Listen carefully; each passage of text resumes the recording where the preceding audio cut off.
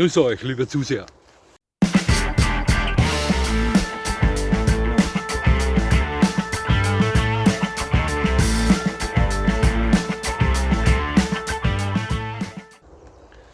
Nochmal herzlichst willkommen, liebe Zuseher, hier auf meinem Kanal. Ich freue mich sehr, dass Sie da sind. Mit Begeisterung stelle ich Ihnen heute vor, in der neuen Videoreihe unserer Hunde, den American Staffordshire Terrier Odin.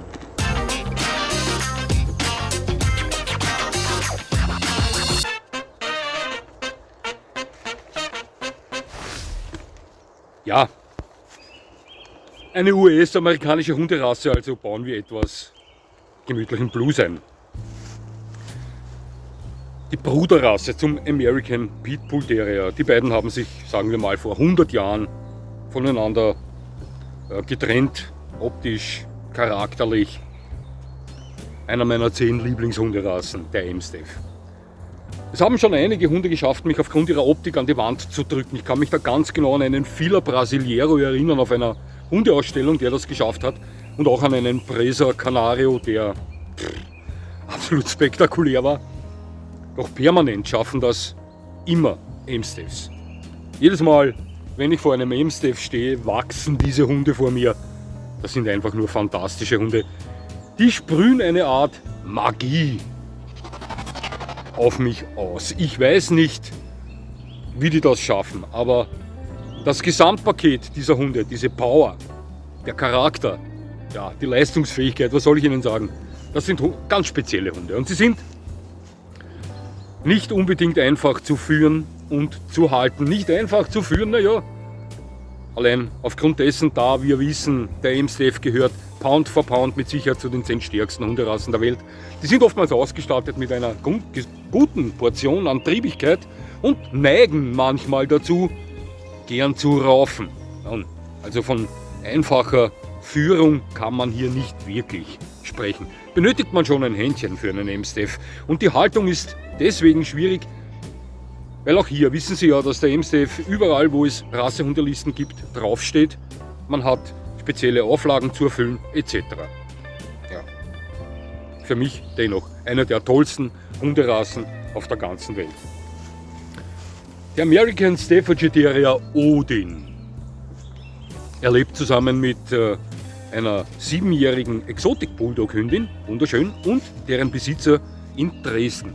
Im Alter von 9 Wochen hat Freddy, so heißt der Besitzer, diesen schönen Amstaff vom Züchter erworben. Doch leider war Odin von Geburt an taub. Genauso hört sich das an. Aber die beiden haben eine eigene spezielle Kommunikation entwickelt, die fantastisch funktioniert. Dazu etwas später. Dieser Amstaff ist vor kurzem 5 Jahre alt geworden und ein wunderschöner Bull Terrier. Er hat 53 cm Schulterhöhe und wirft 28 Kilo auf die Waage. Ich würde sagen, dieses Verhältnis passt perfekt. Freddy unterlässt gezieltes Krafttraining mit Odin, aber das ist auch nicht notwendig. Schauen Sie, Bull Terrier Rassen, wie wir wissen, sind die mit fantastischer Genetik ausgestattet. Mit einer Genetik, wie sie sich viele Kraftsportler nur wünschen würden. So auch Odin, denn der fühlt sich steinhart an, ist ein Muskelpaket. Odin ist sehr ruhig und zeigt geringe Triebigkeit. Ich würde sagen, das ist nicht unbedingt rassetypisch für einen Amstaff. Aber nicht unangenehm. Amstaffs sind oftmals sehr triebige Hunde, eher weniger ruhige Hunde. Doch Odin ist das, aber das ist auch gut so, denn seine Begleiterin, die Exotik-Bulldog-Hündin, die ist da bei Begegnungen mit anderen, also mit fremden Hunden, oftmals weniger in Spiellaune. Also würde ich sagen, gleicht sich das gut aus, denn wenn man auf beide Hunde aufpassen muss diesbezüglich, dann kann das ziemlich Kampf und Krampf werden. Mit 2 Hunden unterwegs zu sein, speziell dann, wenn sie so starken Hunderassen angehören, wie diese Bulldog-Hündin und Odin, das ist ein völlig anderer Planet, als nur mit einem Hund unterwegs zu sein. Das wissen Sie selbstverständlich. Er liebt Menschen, aber ganz besonders liebt Odin Kinder. Das ist absolut rassetypisch, würde ich mal sagen. Ich kannte sehr viele Bullterrier, glauben Sie mir das. Und ausnahmslos alle waren sie Kinder, vernarrt. Bullterrier gehören generell zu den kinderliebsten Hunden auf der ganzen Welt. Odin ist auch so einer. Ich finde so etwas immer extrem wunderschön. Er ist grundsätzlich sehr friedlich Fremden gegenüber, aber er kann Bedrohungen gut einschätzen. Da nimmt er dann oftmals einen prüfenden Modus ein. Also man kann erkennen, er weiß genau, wenn etwas nicht passt, tritt hier nicht den Rückzug an, wirkt aber auch nicht dominant, verhält sich hier neutral mit Tendenz zu Wachsamkeit, wenn ich das so erklären kann. Ist ja niemals ein Nachteil. Aber er hat ein Problem mit neuen Situationen, mit Objekten, die er vorher noch nie gesehen hat. Hier kann er oftmals überscheu, fluchtbereit reagieren, überängstlich reagieren und er mag Treppen nicht, obwohl er die jeden Tag laufen muss. Schauen Sie, ich kenne solche Situationen von meinen Hunden auch. Er reagiert oftmals in Situationen anders als andere Hunde, obwohl er die schon unzählige Male erlebt hat. Doch bei Odin, glaube ich, hat das einen anderen Grund. Muss nicht stimmen, was ich jetzt sage, aber ich vermute mal, dass das mit seinem Handicap zu tun hat, mit der Taubheit, dass das so ausbricht, denn generell sind Amstaffs diesbezüglich zu solchen Dingen recht, sage ich mal, ja, dickhäutig, also haben einen breiten Rücken, beuteln das ab, aber das kann viel mit der Taubheit zu tun haben, ist meine Meinung.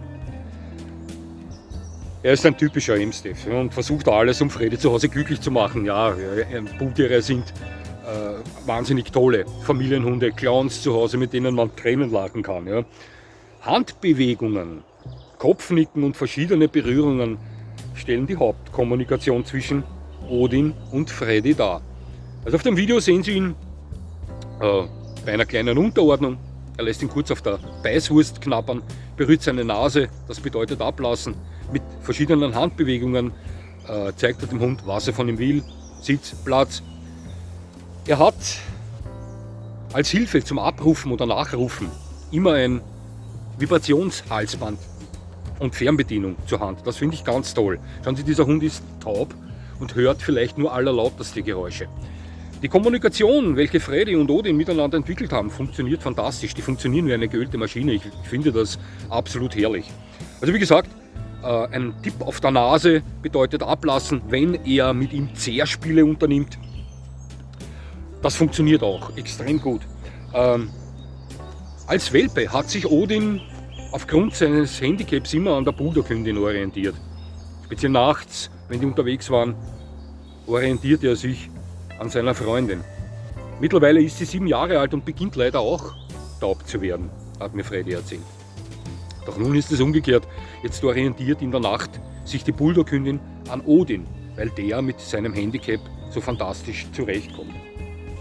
Ja, Freddy hat alle erforderlichen Auflagen für eine Haltung eines Amstaffs erfüllt, die hat er inne und ich würde behaupten, er ist ein Spitzenhundeführer. Ein Hundeführer, welchen eine derartige Rasse, eine Amstaff, auch die Bulldog-Hündin, enorm gut steht, der mit diesen Hunden es versteht, umzugehen. Und ich kann dir nur sagen, Freddy ist sehr stolz auf die beiden. Du hast 2 wunderschöne Hunde. Odin hat einen herrlichen Charakter, sieht optisch wunderschön aus. Und du kannst auch stolz sein auf dich und auf dein Erreichtes. Alle Achtung. Mein Gesamtfazit zu Odin, was soll ich Ihnen sagen? Ein wunderschöner Amstaff. Ein Amstaff, der optisch so dasteht wie im Buche. Für mich. Mit seinen 28 Kilo und 53 cm Schulterhöhe schlägt er in die Kerbe meines American People Terriers, den ich besessen habe, rein. Auch Attila hatte um die 50-51 cm Schulterhöhe und 27 Kilo Gewicht. Allerdings war er gestromt, nicht weiß-braun gefleckt. Mir gefallen sie, also diese Bullterrier, mit dieser Optik sehr gut. Wir haben hier in Neudörfel einen Amstaff, der mir schon zu großrahmig ist. Ein gewaltiger Amstaff, der schon in die Kerbe von American Bullies hineinschlägt. Geht auf die 40 Kilo zu. Für mich persönlich wäre das, für meinen Geschmack, wäre das schon etwas zu viel. Ja, wirkt mächtig, beeindruckend. Aber ich bevorzuge hier eher die sportlichen, athletischen, schnellen Muskelpakete, so wie Odin eines darstellt. Optisch perfekt, wunderschöner Hund, ehrlicher, liebevoller Charakter. Ich habe noch vergessen zu sagen, wenn Freddy mit beiden unterwegs ist, er ist ja in einer Umgebung zu Hause, wo er relativ häufig auf andere Hunde trifft, dann hat er immer im Hinterkopf, hoffentlich schießt nicht wieder ein fremder Hund in uns hinein, denn hier funktioniert die Bulldog-Hündin oftmals nicht so positiv. Bis jetzt hat das Odin alles nichts getan. Doch es ist nun mal so, dass auch ein voll Erwachsener, im Falle Odins ein 5-jähriger Amstaff, noch immer Gefallen am Kampf finden kann. Und wenn Amstaffs das mal getan haben, dann wird's